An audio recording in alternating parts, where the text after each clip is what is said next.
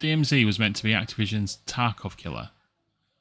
And it was Tarkov if you took out the stash, the economy, the AI, the mechanics and the game loop, and if you sprinkled it with a little bit of bugs that made you want to rage quit. Bravo, Activision. You created an extraction shooter that extracted itself from existence. This is the fall of DMZ. All I'm offering is the truth, nothing more. DMZ could have been king. Call of Duty had budget, the players, the engine, the brand. They had everything Tarkov didn't. Accessibility, marking, production scale. They had one job. Just don't screw it up. And what did they do? They turned DMZ into Call of Duty's most expensive beta test. Today, we're diving into how DMZ had the crown within its reach but fumbled it into the dirt, and why every future extraction shooter should treat this as a massive, flashing warning sign. DMZ wasn't just some random side project. Infinity Ward had prototypes as early as 2018, before Warzone even existed. Before Verdansk, before the BR hype, they were already testing a tactical high-stakes extraction mode. On paper it made perfect sense. COD's gunplay plus Tarkov's tension. Fast forward to COD Next 2022, Activision unveils DMZ alongside Al Mazrah. A sprawling map, squad-based infiltrations, missions, AI combatants. The hype was just insane. This was going to be Call of Duty's boldest experiment yet.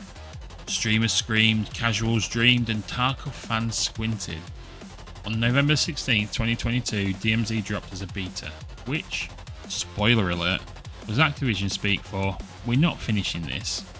But at first it worked. Al Mazrah was huge. Missions gave you direction, AI squads created chaos, and the chemist fight for the M13B was iconic. For a few weeks it felt like Call of Duty had invented something fresh. Players teamed up with strangers, exfils were tense, faction progression actually mattered, clips went viral, and when you looked a little closer, there was no economy. No stash, no trading, you risked your loadout, fought through AI hell, and walked away with XP? Tarkov works because every single item has meaning.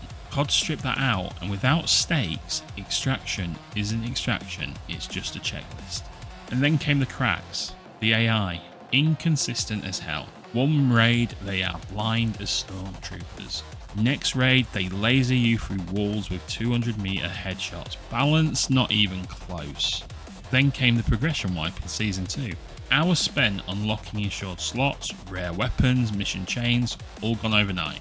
Tarkov wipes work because they reset everyone into a new structured season. DMZ wipes just felt like a middle finger from Activision. And while DMZ was fighting for its own identity, Warzone players were losing theirs. Strongholds, backpacks, looting systems, AI, all built for DMZ and bled into Warzone 2.0. Suddenly the BR was slower, clunkier and cluttered. Fans didn't blame Warzone, they blamed DMZ. And here's the tragedy. When Infinity Ward did focus, DMZ started cooking. Season 3 introduced barter systems, workbenches, specialty vests, the medic comm stealth tempered. Suddenly the player builds mattered. Koshi Complex dropped an underground bunker. MVGs, more bosses, tactical infiltration. For the first time, DMZ was starting to feel like a proper extraction shooter. And then Season 4 hit, with the forward operating base, permanent upgrades, wallets for cash carrying across raids, urgent missions for daily purpose. This was the moment DMZ finally had a progression system worth grinding for. For a few weeks, it felt like COD might actually pull it off. But instead of doubling down, Activision just walked away. No marketing push, no roadmap, no serious investment, just silence. And by Season 5, it was clear the end was near. There was no new maps, no bold systems, just recycled faction tiers and bug fixes. Season 6 gave us Halloween, UFOs, demons and supernatural bosses. Fun? Sure. But it felt like a farewell tour. And when the official support stopped in December 2023, the community was left with cheaters, glitches and exploits. Infinite underbarrels, disguised duplications, Koshi save glitches. In a BR, cheating sucks. In extraction, cheating kills the entire loop. The mode lived and died by its stakes, and those stakes were shredded. So why did DMZ fail? Well, there was a shallow core loop. There was no stash, no economy, no permanence. There was extraction without consequence, and that kills this kind of game. It also had a massive, massive identity crisis.